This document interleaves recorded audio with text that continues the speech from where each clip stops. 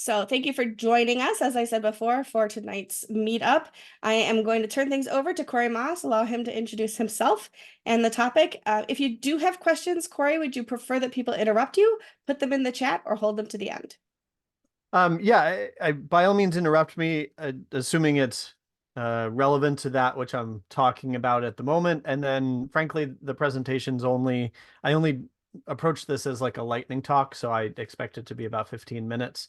So that leaves us plenty of time afterwards, and then we can really nerd out in general about images and stuff like that. Sounds good. Well, I'm going to mute myself, and the floor is all yours. Cool, thanks. Well, hey everybody. Thank you for having me. Thank you, Michelle, for inviting me. My name is Corey Maass. I am 5.5 hours away, so I think I'm second only in distance. Um, Over in Claremont, New Hampshire, pretty close to the Vermont border.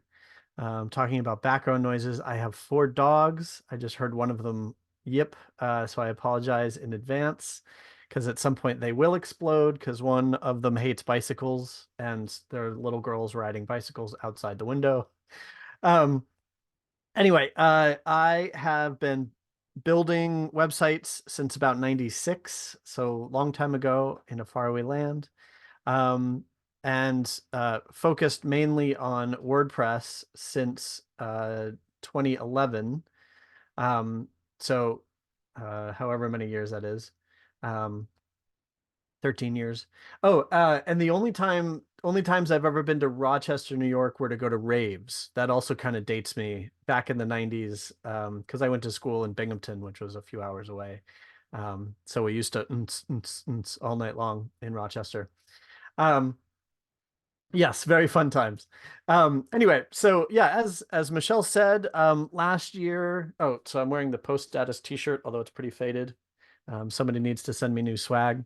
Hint, hint. But I'll get right on last year, Corey Miller, who's been running post status until Michelle had her coup and the cool people prevailed. Um, he and I had been chatting for years. We met 10 years ago at WordCamp, Birmingham, Alabama, of all places. Kept in touch, and then through the meetups, through post status, so yay meetups, he and I started talking about solving problems that we were both having with images, cropping images for WordPress. And then that and we put out a little plugin, but we're like, it's a one-trick pony. And that kind of led us to look at sort of images as a bigger, I wouldn't say problem, but sometimes problem point in WordPress. And so we created a plugin called OMGIMG. This is one of the only 2 times I will mention the plugin. I promise this isn't just a pitch for the plugin. But OMGIMG, which you can find out more about at omgimg.co, is for editing, enhancing, creating featured images, open graph images, and I'll talk a little bit about all that stuff throughout this talk. So I kind of wanted to just, I'm supposed to give a summary, right? You're supposed to say it and then talk about it and then say it again, right? So here we are, 15 minutes-ish talk.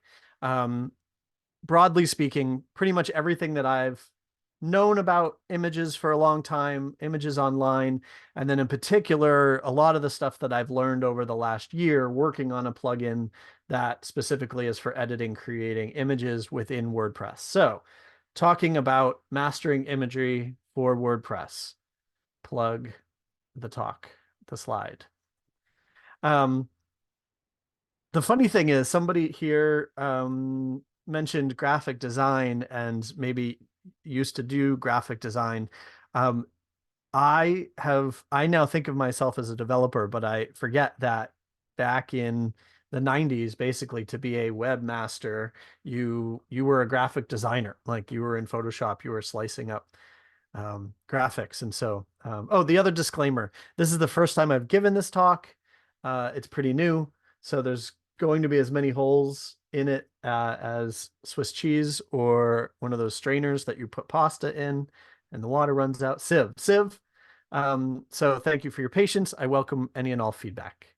Okay, so what makes a good image online? So these days, right, if you're old like me, back in the day, the internet was really text-based. These days, it's images to the point where we have um, social media that's focused just on images and has even moved forward to videos, but we're not going to talk about that today. So keep it quiet, people in the back. Um, but yeah, on social um, and sort of the general browsing, I think most of us do throughout the day. We see a wide variety of images, and in that context, anything goes. Let's be honest, right? We've got memes, we've got emojis, we've got photos, we've got stock photos, we've got all this sort of stuff. But today I'm really focused mainly on you having a website of some kind, and general rules that you want to keep in mind for your own website. Images should stand on their own, right? So a lot of the time a meme is contextual. um, Emojis are cute. um, but what you want on your website is a compelling image, and ideally something that's evergreen. So think about it in the context of, even years from now, because everything online lives forever now. Um, you want your images to still hold water, so to speak. Another Civ joke, haha. Or Swiss cheese joke or something. But images that convey messages, evoke emotions, and ideally, for most of us, um, we had Jim talking about, wood turning and quilting, and Trevor selling physics posters. If you have compelling images, that's what's going to get people to click through, look at your work, and particularly buy stuff. So backing up a little, in the context of, okay, we want to put good images on our website. What is it that makes a good image? And this really should be a slide where Michelle rolls on stage, excuse me, and is like, hey, I do the photo thing. Um, but there are lots of rules for photography.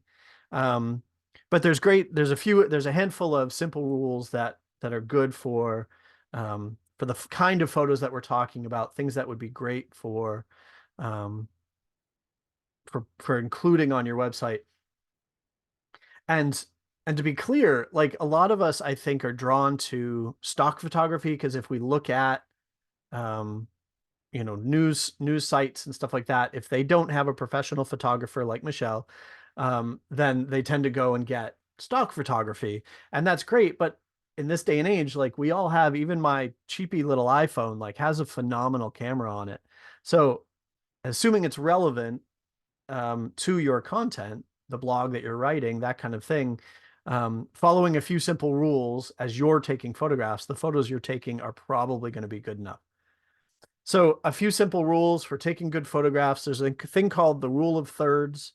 So if you basically divide what you're looking at into 9 blocks, um, that's called the rule of thirds. And putting the subject of your photo somewhere on those lines is just weirdly compelling. There's all sorts of physics stuff that what's his name, Trevor, could tell us about, golden rule and other interesting math that we'll let him talk about later. But in general, if you put your subject of your photograph somewhere on that grid, it's gonna be better than something way off to the left, or oddly even often better than putting something right in the middle. Another easy rule to follow is thinking of symmetry. And most of us have learned about symmetry and geometry in, what was it, the 7th grade? I should remember my geometry teacher's name in the 7th grade.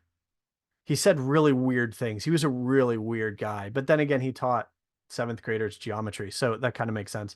But anyway, we learned all about symmetry, right? Like the same side by side. And so that is a thing you can do.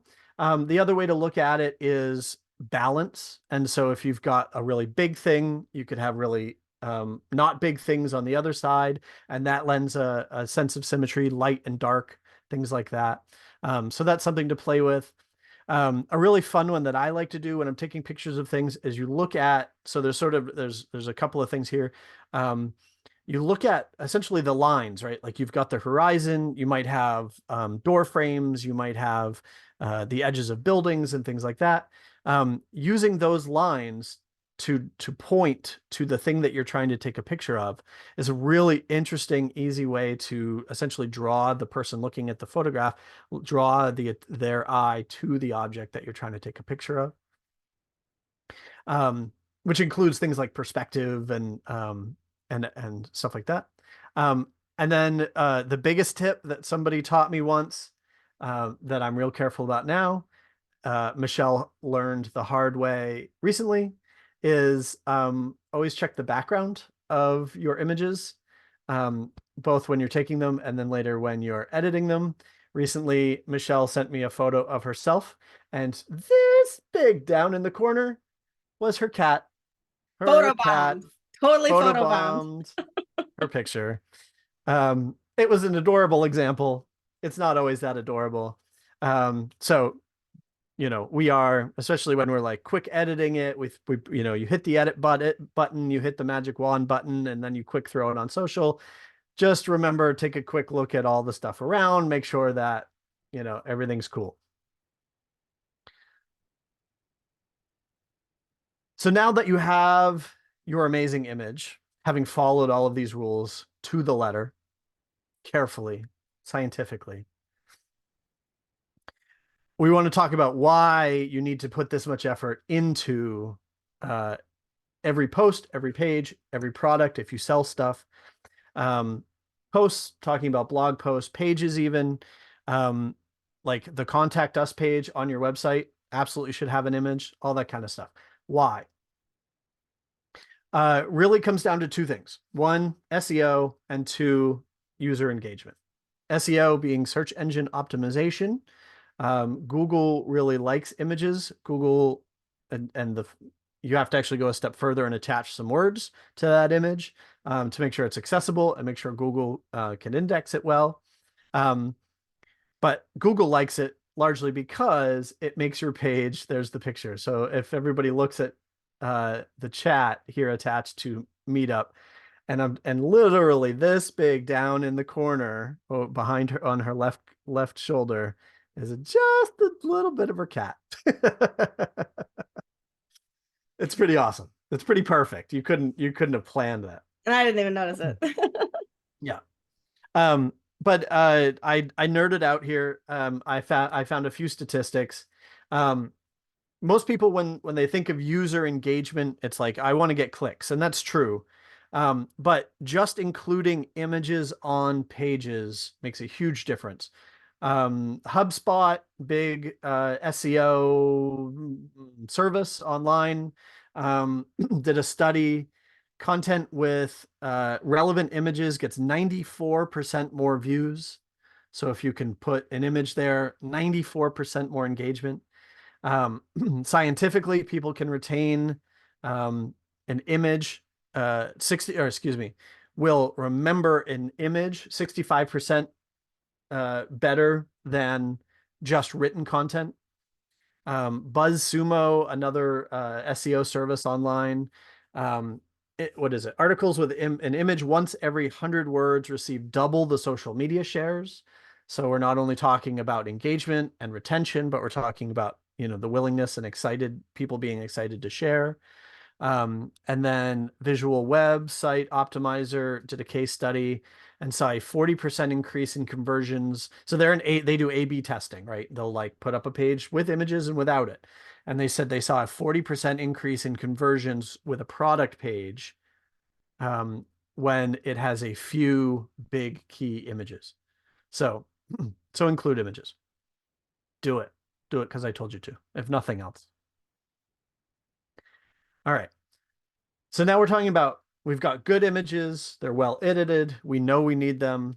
Let's talk about how WordPress uses them.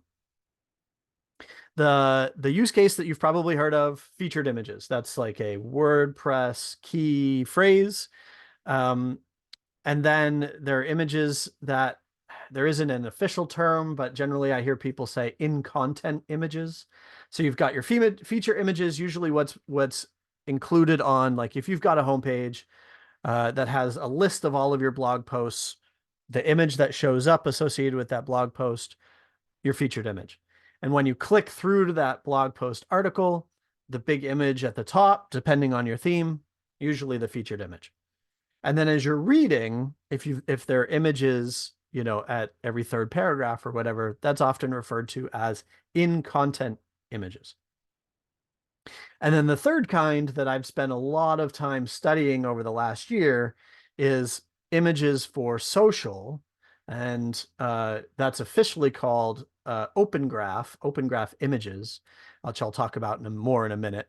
And a lot of people assume that these are the same things as featured images, but they're not. Aha! And we'll get into that in just a minute. So drilling down even further, being grammatically correct always and forever, is what makes good featured images and good in-content images. So obviously relevant to the page that it's on. And this is where I see a lot of people, like I have clients who have big magazines and online publishing and stuff like that.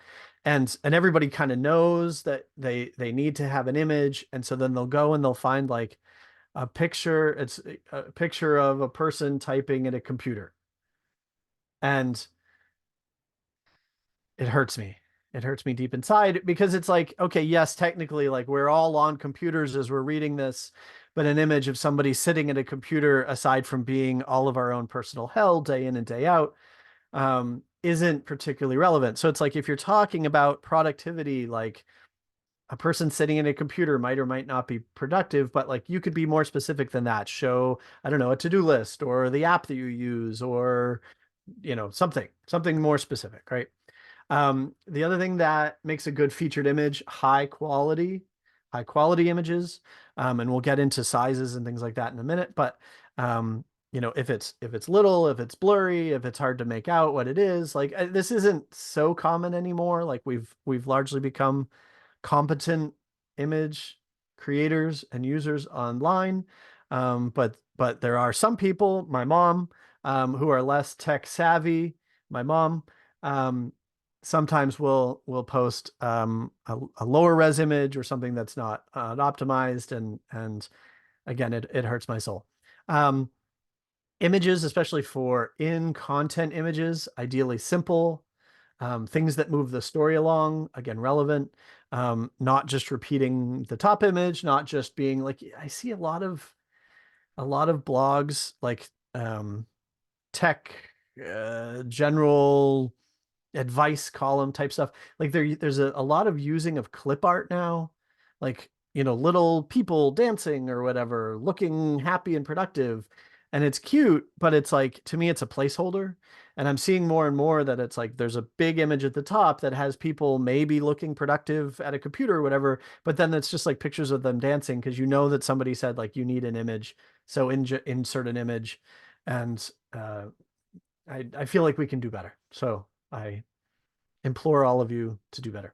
In that same vein, something unique and consistent. The other thing that I see a lot of people do that I think hurts us is if you've got like a comic style image at the top and then a photograph as the second image and then clip art as the third or something like that. So better to be consistent throughout, unless you're trying to make a point of inconsistency or something. All right.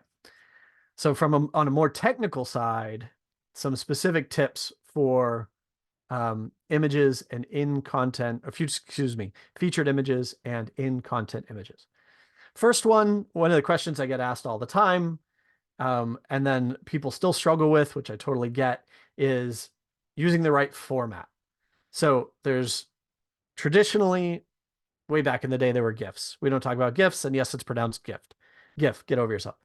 Not jit over yourself, get over yourself. Ha ha ha. But for the web, most important image formats, JPEG and PNG were kind of the traditional ones. Easiest way that I tend to describe it, unless it's lines and shapes like solid blocks of color, use a JPEG. almost always a JPEG is going to be at least be a good option, if not the better option. PNG tends to be good if you need transparency in your images, or again, like if it's a logo that is blocks of solid color. Yeah, James is showing off. He's talking about the new format, which is WebP. So WebP is a new thing that Google invented a few years ago. At this point, and for a long time, support within different browsers was questionable. At this point, it's pretty much widely supported. But to me, it's not the silver bullet that it was supposed to be in optimizing images for, which I'll talk about in a minute, but optimizing images to be the smallest but the best quality. I've actually found that JPEG wins out over WebP a lot of the time. But we can talk about that more afterwards. I can tell you why you're wrong. I'm kidding. Sorry, New England sarcasm is a thing, and it's also 7 o'clock here, so it's almost my bedtime. So you'll have to forgive the scathing sarcasm. Also, I know James a little bit, and I already owe him a beer, so I just figured I'll add to the tab. But anyway, so optimizing your images. First of all, choose the right format. It doesn't hurt if you've got an extra second to convert an image to couple it to both formats, and then see which one's smaller, because almost always you still want your images to be smaller. They don't need to be compressed so that they're fuzzy. But download speeds matter still, even though a lot of us are on fast internet, doesn't mean the entire world is. And also, I'm up in New Hampshire, spotty mobile service. So please compress your images and put them in the right format.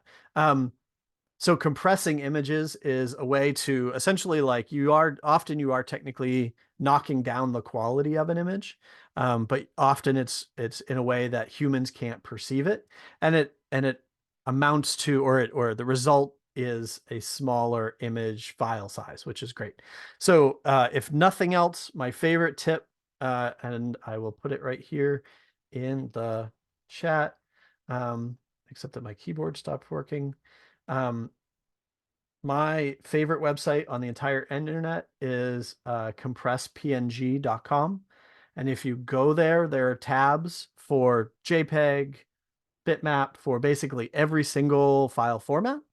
And the person who I think is honestly, I think is a single developer behind that also has, if you Google it, let's see.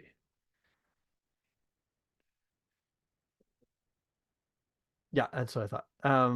png2jpeg.com. So same person or company behind it. And yeah, they have lots of ads, but who cares? I've actually emailed them and been like, can I pay you money? Because I use your website 1,000 times a day. And they said, no, we make more money from ads. I said, fine, keep showing me ads. But I love these little utility websites, right, that do a one-trick pony, and it just does it, and it does it really, really well. So anyway, every single image, even if I'm going to upload it to social, I quick pull up, compress PNG. I jump over to JPEG. If it's a JPEG, I use this to compress it. I, again, will often use PNG to JPEG or the other way around to just quick, because they will convert it and automatically also compress it. And so you can quick do a side by side and go, oh, this JPEG is a lot smaller than this PNG, and choose the right one to upload. It's an extra couple of steps, but I think it's well worth it. And then the last big tip is don't forget about mobile. So the interesting thing here, right, is we think of mobile as smaller screens, but like for one of my client websites, they have the homepage is a grid of stories, right? And so the images are only this big. But if you click through to an actual blog post, like the image goes big. And on mobile, we think of these little screens. But a lot of mobile devices, including, humorously, I'm holding up an iPad, but there are phones that I swear to God are almost this big, right? And they are all Retina screens, so they're actually 2x. So, there's no magic bullet here, but an image should be big enough, but not too big. It should be compressed, but still of high quality. So all of these things, obviously sort of sliding scales, but are things to think about. Okay, so we've covered featured images. We've covered in content images. The last kind of image that we want to talk about is what's called Open Graph. So Open Graph in general is this thing that was created by Facebook. And I asked ChatGPT, I'm like, how would you just explain Open Graph to like somebody in the 5th grade? Because it's a nerdy thing. It really is like a nerdy thing. And what ChatGPT came up with was it's Open Graph tags. So it's text hidden on a web page, basically, that are little pieces of information that describe that web page. And you're like, but isn't that the text that is on the page and all that? And so I still don't have a good definition for you. I'm sorry, I have failed you. At some point, I swear I had asked this of ChatGPT previously to include on a blog post, but I couldn't find it. So I'm still kind of looking for like the perfect description. But anyway, but yeah, it's text and images hidden on a web page so that when a web page is shared, Twitter, Facebook, LinkedIn, whatever, knows what that web page is about and can show you a title, can show you a little description, and ideally can show you an image. And I think most of us have experienced this where, we have said, oh, hey, Michelle, check out this cool website. And we've pasted in a URL into Slack or into some sort of chat, and a little preview comes up. And honestly, I think that's the best way to explain Open Graph is it's that little bit of information that, that the social network goes and grabs from the web page. Because, you think about it, if you have a 1,500 word blog post, they can't import all of that. So they want to just import something. So it's these little bits of information.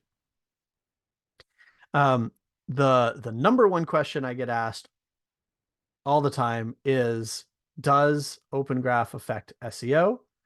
And the answer will surprise all of you in that it's yes and no. Unless you already know the answer, in which case you know more than me. So you're a developer if you say it depends. So yes and no, kind of like it depends. Exactly. That's the only answer.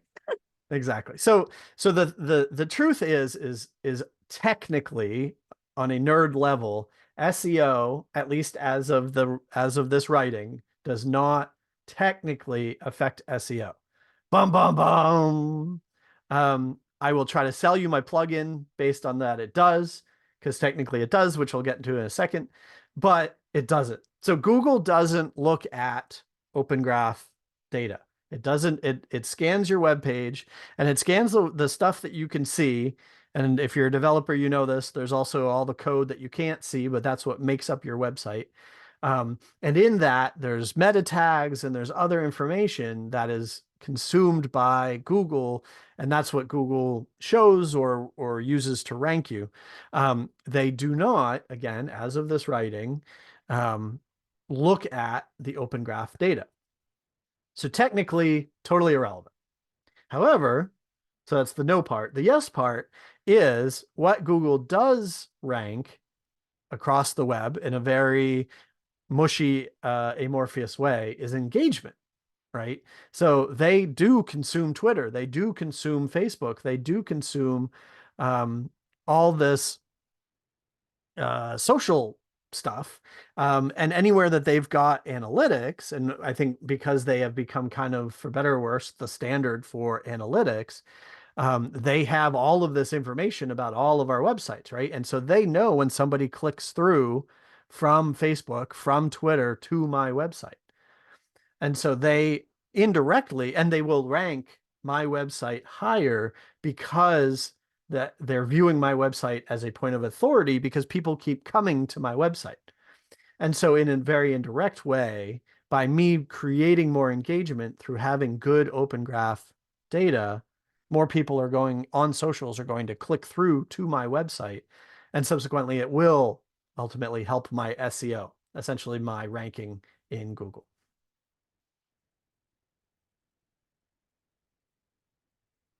So then drilling down, so there's a bunch of data points, a lot of it text in these hidden tags that are on your website. One, technically two of them are image related. So it's a URL of an image. And so again, when you share or somebody shares your website on social or in Slack or on chat, when that preview comes up, often there's an image. And that's what we call the Open Graph image. And here's one of the biggest things that I find people don't know about. I won't say they're confused, they just don't know. Is the featured image isn't necessarily the same as your Open Graph image. What happens a lot of the time is the featured image gets used as an Open Graph image. And so it serves two purposes, and that's great, right? Better to have something than nothing. As I discussed at the beginning of this talk, that I've gone way over my 15 minutes. I just realized. Thank you for bearing with me. I do tend to ramble a little bit, but hopefully it's compelling, interesting, fascinating, and I should be just off kilter, so I'm rule of thirds. Well, although I'm symmetrical, so it's all right. But anyway, so yeah, some image is better than none. And I think, I know, yeah, this is it. But what I have learned deeply over the last year of working with images, featured images, and Open Graph images is very specifically what SEO plugins do often, which is the plugins that end up sort of providing this Open Graph data, and subsequently end up creating the tag that includes an Open Graph image. By default, because they don't know any better, they're going to go and grab the featured image, because if you're doing it right, then your featured image is the image that is most related to the content, right? Like we discussed, you've got a blog post. If you've done it right, the big image at the top is relevant and compelling and all that kind of stuff. And so they're going to grab that and use that as an Open Graph image. But again, they can be two different things. And this is kind of where the spark really started for Corey and I, the other Corey and I, creating the OMGIMG plugin. Mention number 2. So you do not have to use OMGIMG at all, of course. There aren't other plugins that do this in WordPress, but you can use Canva, you can use Photoshop, you can use whatever you want. But the value that I want you to take away, whether you use OMGIMG or something else, is, again, that your featured image, which can be a picture of you being productive, doesn't have to be the same as the image that people see when you share your website, or more importantly, when somebody else shares your website with a third party, right? You have no idea that that interaction is happening, but this is how you are represented online.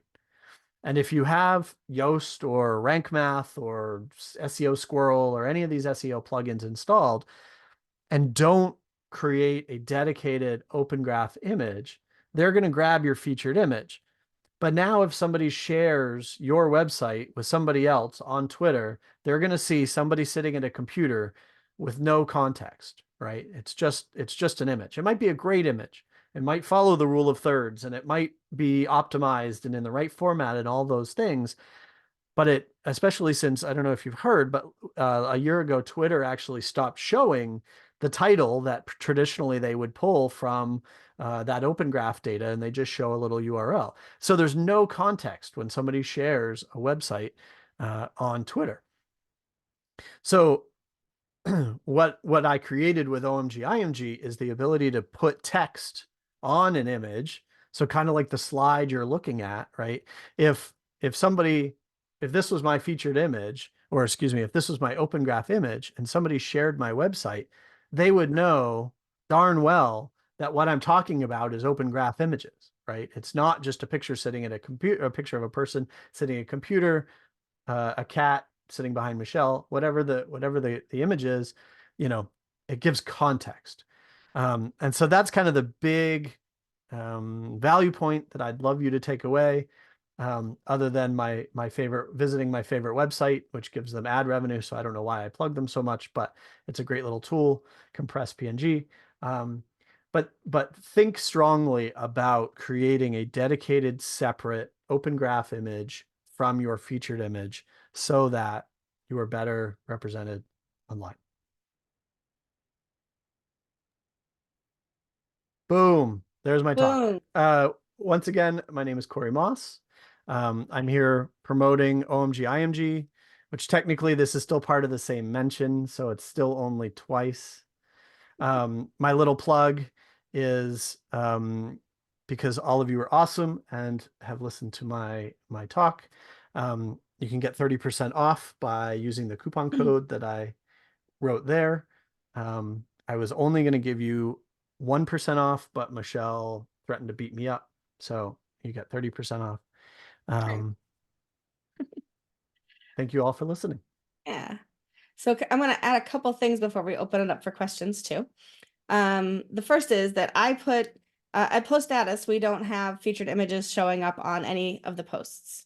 It will show up only on the top level, like the most recent news post, you'll see the featured image if there is one. And then again, only on the spotlights that we do. No place else will you ever see a featured image. However, I still put featured images in and I run them through all of the checkers everywhere so that when I do post, those get picked up on the Open Graph. I also put them into Yoast and make sure that those are all in there. So even if you don't put a featured image anywhere people can see it on your site, having it in there so that it's part of the Open Graph to share and make it more visually appealing for people to click through, I think is very important. I'm going to put 3 links in the chat as well. If you're creating featured images and you're putting them through things like Yoast or Rank Math or whatever, it's always a good idea to run them through the checkers first to make sure that it's already kind of vetted through the system so that when you do share them in social media, those will actually show up the way you want them to. So I've given you those 3 links. One is for the LinkedIn post inspector, and then one is for the Facebook debuggers. You do have to be logged in and have a developer account, which is free and easy to do. And the last one, I did put the Twitter validator. It doesn't show it to you anymore, but it does actually register it through Twitter. You can always DM it to between yourself and another one of your accounts in order for it to get picked up that way too. I do that all the time. But that way, you know, when you posted it, you're not going to get like a blank image like you often see in Twitter and things like that. It's actually going to already know which image to pick up when you sent it through. So I just want to share those things. Or you can go to omgimg.co/social/preview. Yeah, I forgot about that. And see all of those things. Yeah, and that's free to use too. Yeah. Yeah. We created our own. It's obviously subject to change because any of those networks are subject to change. And so it's good to check in on those once in a while. But I tried to make it pixel perfect. I forgot about that. Feel free to put that in. Oh, you already did in the chat. Very good. And now I want to open it up to questions. So we got Corey here for, the next 5 or 6 hours or however long he can stay awake. So any questions? I know there are probably some in the chat, but if you want to. I have a question. Perfect. Jim, what's up? So I'm trying to understand what your product does, Corey. So I make drop spindles, the little things that people use to make yarn. Yep. So I take photographs. I have 2 of them. So well, if you want a good one, you need one of mine. So you need. Fair point. So I take a photograph, down in my workshop, or a dozen new spindles. They go up to Google. I go upstairs to my other computer. I download them from Google, and I put them into an originals directory. And then I create a directory for renamed and cropped. And I just use GIMP, and I crop them and rename them to spindle number 1, spindle number 2, whatever. Yep. And then I run them through Fastone Resizer, and takes all 12 images and converts them to 500 by 500 DPI, which is used for my WooCommerce site. What does your product do that I just described? Well, thank you for telling me about Fastone Photo Resizer. I'm going to go check that out. I hadn't come across that one. So once you have uploaded your photo to a product site, you said you use WooCommerce? Yeah, so I'm assuming if I take my 12 images Mhm. from that are up in the cloud right now, and I download them to my computer, and I Yep. open up WooCommerce or open up WordPress, I could take those 12 images as they come off my camera or off my phone and send them up to the media library. Yep. Now I'm going to use your product to do what? To take one of those images, Yeah, essentially you open it up like in GIMP, but it's yep, built into WordPress, okay, and add the title of the product. This is our, rich New England cherry spindle. yep, It's, 12 inches tall. It's the fastest spindle we sell. Da, da, da. Like, you can put whatever text or context like that you want on that image. You could okay, also include a grid of images. You could include a price, all that kind of stuff, and then save it. And you can even set it up so that there's templates. So when you've uploaded your images to a product and you hit save, it automatically will generate an image that has this other contextual information on it. And then that's what will get used if anybody ever shares it. So I go to your website, I'm like, this is the spindle that my wife wants. She's already got two, but she doesn't have yours. So clearly she has inferior products. When that's I right. send it to her, it's going to show that OMGIMG edited image that has a title, that has, whatever selling points you want to include on there, including maybe a price, right?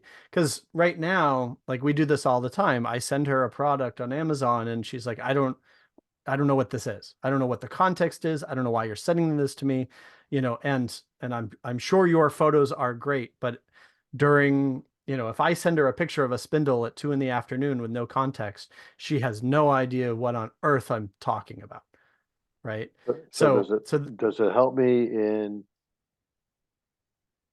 putting those images in my product directory, and so they show up on my website as the 500 by 500 pixel cropped image, or is so, it, I mean, or is it, your it, is this where I'm having my disconnect? Do you want to right. see it? And Do you want to see a It, demo? We can let Corey do a demo of what it does, if that would help to see a visual. I mean, I'm for that. I don't know about everybody else, but I mean, Cami says yes too. I saw her hand go up. Go ahead, Corey. Do you want to show? sure. so I guess, is your product a photo editing system that is targeted towards sharing your images to social, or That's is it exactly right. a photo imaging system? Say I didn't care about sharing to social. Is my manual process just the same as using your product, or is your product going to be easier and faster just because it's all within WordPress? That's A my little of disconnect. both. Okay. Right, sure. I mean, and so that, you have to get the images into WordPress Hmm. one way or another, right? And your process is as good as any. Some people will crop or resize locally. The plugin does that too. It sounds like, again, you have your system, so I wouldn't want to mess with it. Upload the resized images already. The point that I would challenge you on is, you may not care about social, but I think you care about selling your products, Hmm. right? And so you might not be posting your products on social, but me as a customer, I mean, my wife is the knitter, but I might come across your spindle, so I'm going to send it to her, right? And that's what's going to lead to a sale. And so at the end of the day, you do care about social, Okay. but maybe indirectly. You might not be using it, Great. but this is how you're, and I totally hear you. This is a point that I struggle to make, and a point that people struggle to wrap their head around, because it's confusing, because this open graph stuff is hidden on a website, so you don't really see it, but it's the way that you're represented online, right? And so if you're being shared, even if you're not doing the sharing, then this is how your website is, how you are now represented online. And so that's where this creating of more compelling images that have more context comes into play. Okay. Well, it's basically taking my website to the next level. Right. Okay. Right. And it's But optimizing. Sorry, go That's ahead. good. No, Okay. Yeah. Somebody said today, they're like, do you need this? What pain does it solve? I'm like, well, it doesn't really solve a pain. As long as you're uploading a good image, you're doing something. But this is what's going to optimize your marketing outreach. This is by it's like the difference between uploading a fuzzy image that you can't tell what it is, or a nice product picture that you took in your studio under good lighting, right? So this is taking it to even the next level, where you're adding contextual information to that photo, so that if somebody sees a photo, even from far away and even totally out of context, they absolutely understand what it is, whatever it is you're trying to get across. And I try to say it that vaguely. For a lot of us, we're trying to make a sale, right? Like, we're trying to get eyes, we're trying to get people to buy our products, whatever it is. And this is the sort of that next level way of getting people to do that. okay, great. Thank you. I apologize. I am not set up for a demo. But I created an awesome video that is on OMGIMG.co. So I invite you all to go watch that. I think it's 90 seconds, 2 minute video there. Sorry. I'm not prepared. No worries. No worries at all. It I've is let us all down. That's it. And every Tuesday from 5 to 6 p.m. Eastern time here in the United States, we do an hour of marketing in public. So we talk about a lot of it there. If you ever want to pop in, you're welcome to ask questions there while we're live as well. Yeah. Excuse me. Other questions about images? Yeah. Imaging? Any other stuff? What else do we have in the... Kemi has her hand up. Kemi, what's up? You're muted. Sorry. I want to tie this back into clients that I have, blogging, trying to get them comfortable with images. And much of what we're talking about here is stuff that they need to know. And I have a very hard time expressing this to them, because one, many times they're just putting up images that are completely inappropriate, right? Or, not great images for what they're the message they're trying to get across. So how can what is your advice to talk them in a way that can get me to this level of detail that will be helpful for them for their images? A lot of them want to DIY this stuff. They have me build the website, I manage care plans, but they're the bloggers. They're the people who are doing the updates. And I just wanted your advice on that. It's tough. And my biggest, so I have this plugin, but it is not my sole source of income. As I've mentioned, I freelance. My biggest client is a major magazine in the Seattle area. Oh. And so I am working with folks who are writers, but generally not technical. And like most written media these days, they don't have a staff of thousands. So the person writing the article is often also finding, creating, editing images and including them. Also a work in progress. Like, other than, the good part is they want to do their best work and they want to represent themselves well.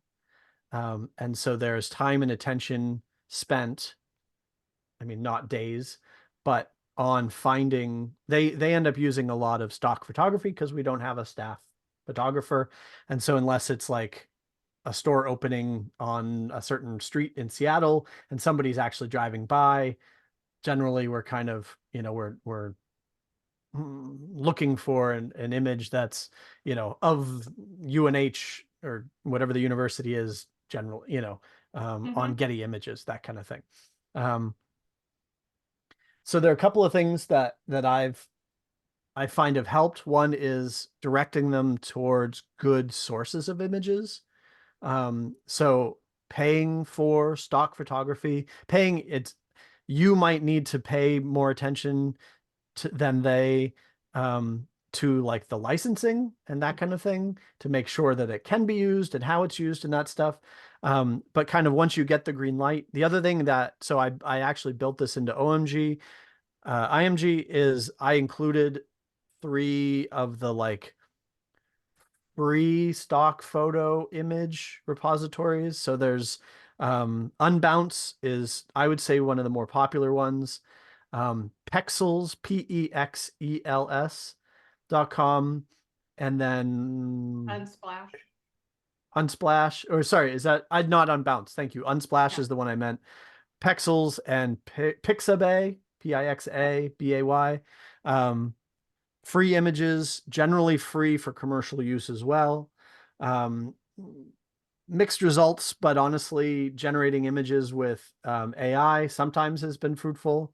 Again, you kind of presenting them with boxed options is the way to go, rather than like early days we had people who were jumping into AI and generating images, and they were not large enough, or they were too weird.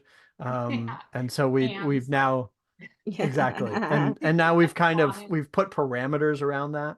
And then the other thing so another free little utility website that I built is called crop.express.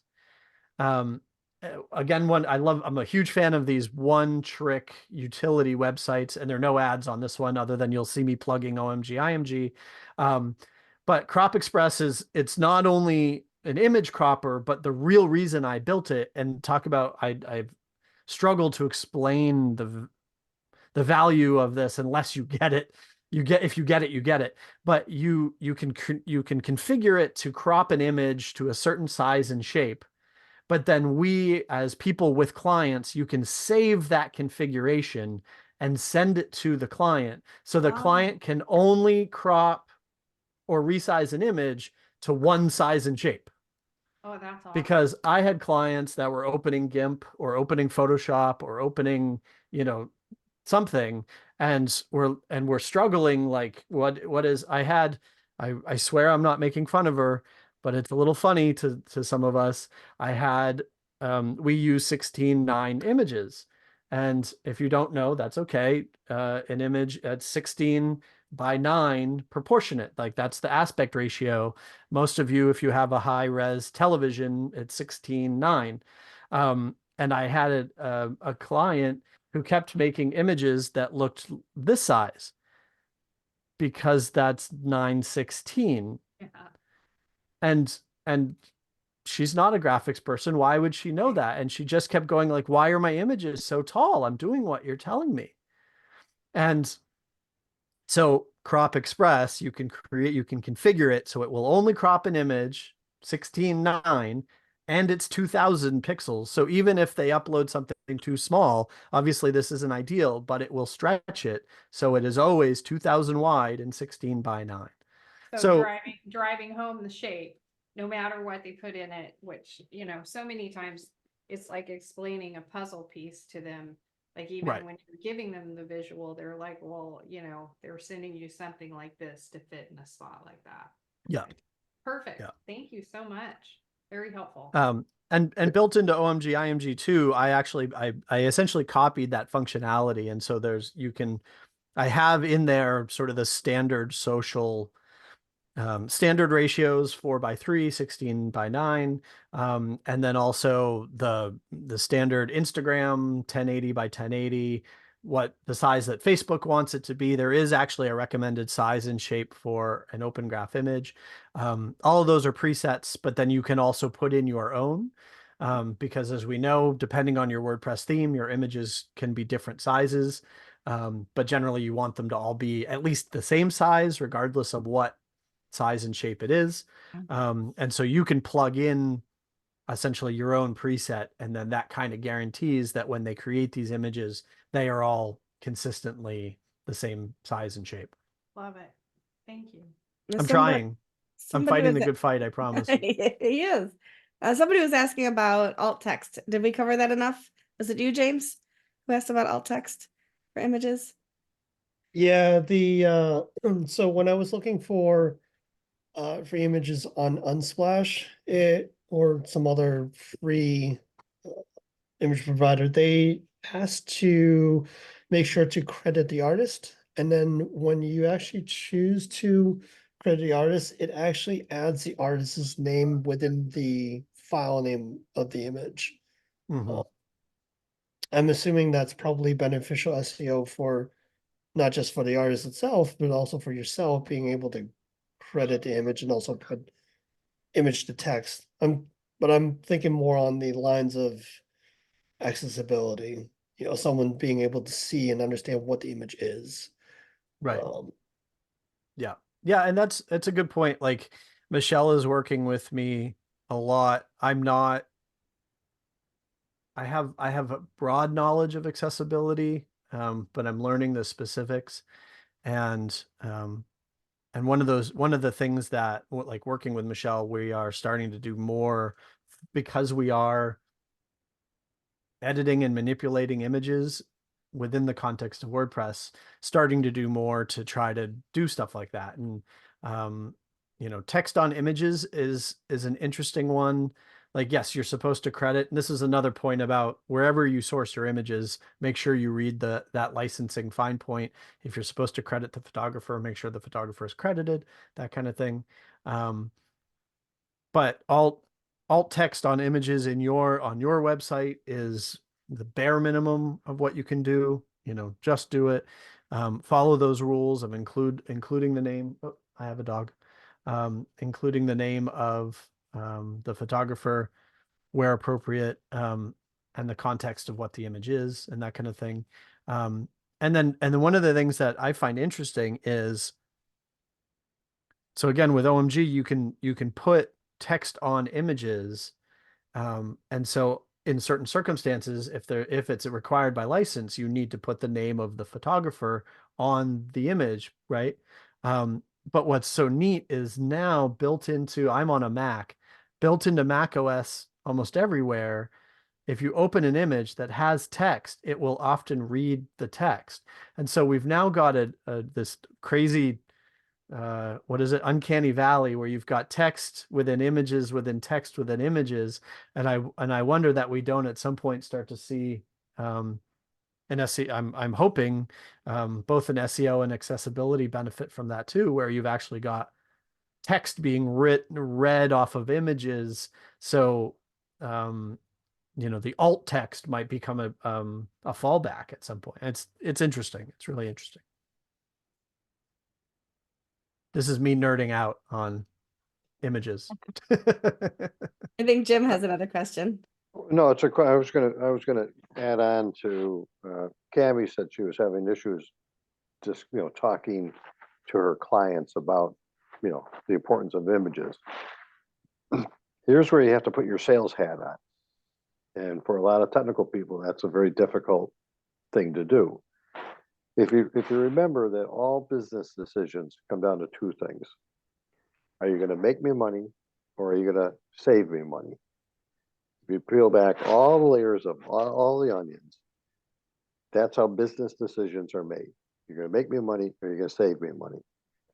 So if your client has got a blog, they're obviously trying to sell something, a service or a product. So they're trying to make money. So in the conversation, you need to sprinkle in, you need to select images that compel your readers to buy so that they can save money or make money. And it's just as simple as that. And people don't think about it. Think about the used car salespeople and this and that. Well, take all that crap you've ever heard about salespeople out of the equation. And business decisions come down to two things. Are you going to make me money, or are you going to save me money? I like it. That, or sometimes there's legal excuse me, legal issues, I have to do this because it's a regulated industry. That's a different problem. But for they're having those conversations as developers, they're having conversations with clients.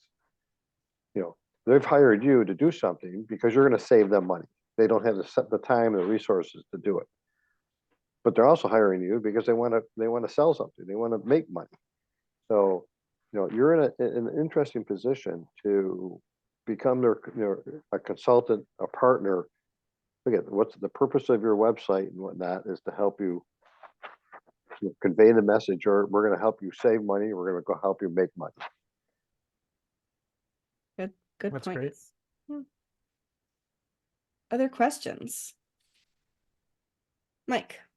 Yeah, hopefully, I don't think you covered this. I had to step away for a minute, but do you have any comments on AI generated images, and do you recommend any specific tools? I've really struggled with this. Like, I think personally, I think we're just not there yet. Once in a while, I've seen an image that's generated that does exactly what you want and is in a style that you want. And great, use it. Like I have not come across any information that it hurts us in any way. Again, I would recommend that the image is compelling and relevant and all the things that I talked about. But if it's generated by AI instead of taken with a camera, right now, that's okay. I think the hardest part is, and talking about tools, I've played mostly with Dolly, which is the OpenAI one. I've seen a couple of others. I've tried the one built into Photoshop, which is really neat for like cleaning up backgrounds, but I have not yet seen it do well with generating an image from scratch, I had a buddy take pictures of me here's a tip. If you need images of yourself, museums are usually the best place to do it. Good lighting, they often have like at the ends of hallways, natural lighting and big blank walls. And that's often what you need because like putting a sheet this close behind you does not generally take a good picture. But anyway, I had a buddy take a bunch of pictures Like of a me in a mugshot. museum. Right. And then where there were backgrounds or where he had cropped it too close, I used Photoshop to expand the background, and that seemed to work great. Sometimes it added weird like balloons or another hallway, like there was a doorway to nowhere. And I was like, well, that's actually kind of even cooler. So I left it. But anyway, to me right now, AI with imagery is still probably where we were with text a couple of years ago, where it's once in a while you can get a result that you can use.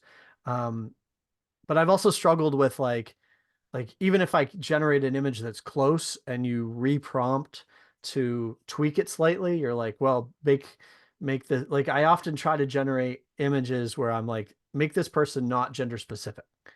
And it might or might not hear me, and or it might or might not interpret those words in an odd way. So I'm like, tweak it slightly, like make them have shorter hair, for example. And the image will be in a totally different style. And I'm like, no, like leave it in the style it was in. Don't change everything, just change this one thing. And so again, massaging these things. Joseph says he's found Midjourney to be the best AI image generator at the moment. I think that's very true. What I have found though is Midjourney is the learning curve is tough. The rendering times are slow. And so there's a bit of a learning curve all in all. So I'm looking forward to that being integrated into other tools so that it's quicker, cheaper, easier, that kind of thing. But yeah, all that to say, I think it's coming for sure. I think it's incredibly powerful, just like all of our AI stuff is kind of amazing, but it's a tool. It has a time and a place, keep playing with it. Probably within a year, it'll be something that we can readily use. Agreed. Thank you. Yeah, Other great question. questions? Other questions for Corey or about images? We do always open up the floor at the end here to talk about anything else that you've got on your mind, any other things you might need help with or questions that you have. Corey, you are welcome to hang out. I know it's getting past your bedtime. You're also welcome to duck out if you need to. So it's completely up to you. I now have the companion who came in and was like, where are you? Why are you not You should not be at your desk watching till television? Yeah, exactly. But are there any other questions in general? Anything that's on your mind? Jim?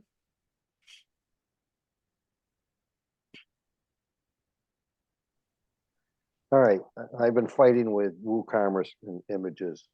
I just have WordPress. I'm using the old My Style and theme and WooCommerce. And all my images come in great. My product images are perfect. But my gallery images are blurry. So there's some kind of a different size format going on.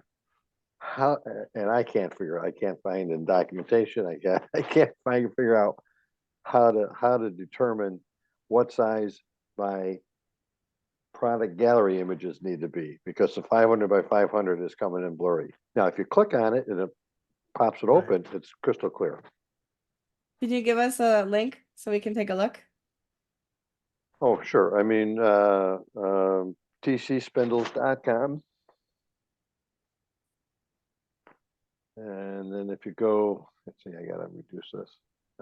tcspindles.com. Is it the shop or the gallery? TC Spindles, if I could learn how to type. I'll share my screen. I can figure out which one I'm on. Let's see. And if you go to the shop, down to drop spindles, go to Turkish spindles, pick the MIDI. Okay. And if you click on the product,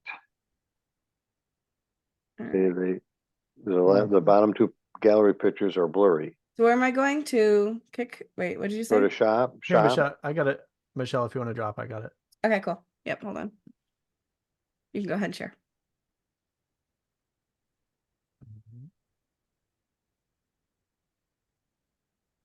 Who's sharing? There we go. Yeah, Corey's okay. So these are the first one looks real sharp. Yep. And then, oh, come on. I'm trying to move my window so I can see it. So I'm digging into the source here. I have a theory. So I'm looking at this image. So yeah, so the image that's actually showing. Yes. So one of the goofy things that WordPress does, and I've actually worked hard to turn this off on some of my own sites, is when you upload an image to WordPress, it actually creates a bunch of versions. You may well know this. I try to just say all this stuff out loud in case there's somebody else who doesn't. But WordPress automatically creates a bunch of versions of every image. In fact, based on this is my own site, not your site, obviously. But where's settings, media, right? There's actually a list of sizes. So every time you upload an image, WordPress creates almost always at least 3 other versions of it, different sizes, including one that it crops to 150 by 150. And then there's plugins, or there might be code in your theme that also tells WordPress to create other sizes and shapes of any image that you upload, right? And so in this case, if you look at the source, the image that's actually being shown has been cropped to 100 by 100. It's not the full quality version here. Whereas in here, I can see that there's a 300 version, there's a 220 version. There's another 100. And this is what's called a source set. So with image tags, it used to be just one image that you would reference the file to. And now what WordPress tries to do is, depending on the size of your screen, it'll show you an optimized image. The unfortunate thing here is I don't have an answer for you, but I can tell you what the problem is. Yeah, so hopefully you can at least direct somebody to the problem and say, you know, how do I fix this? Because it kind of depends on your theme and stuff like that. But somewhere there's a rule in code that's saying, instead of using a full-size image for this, use the 100 by 100 version rather than the full-size image. So what, unfortunately, what you're seeing is that 100 by 100 other version of the image that's been created. Is this Well, yeah, that's what I figured it was doing. I just couldn't figure out how and where and why. Yeah, because I'm not a coder. I mean, you know, what you just called up and highlighted is black magic to me. So, yeah, probably. So probably in the theme that you're using, like they obviously originally intended for this kind of view to Right. just use images that are 100, right? And so if you either contact support for the theme or look at the documentation of the theme, well, click on the upper image and see, and what's that at? yeah, that one's just fine. So Yeah, but what's it? You know, what's it that's being displayed? 500 by 500. Okay. So, you know, and this is one of the tricky things with themes is, the whoever created the theme usually has a vision. And of course anybody comes in using that theme and very rightly wants it to do what you envision.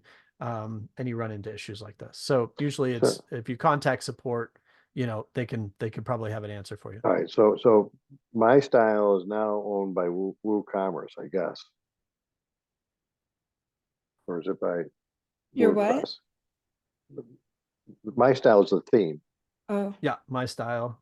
and I think that's owned by it's either Woo or it's by WordPress. I'm just trying to figure out who I need to contact. WooCommerce. Yeah, it looks like so.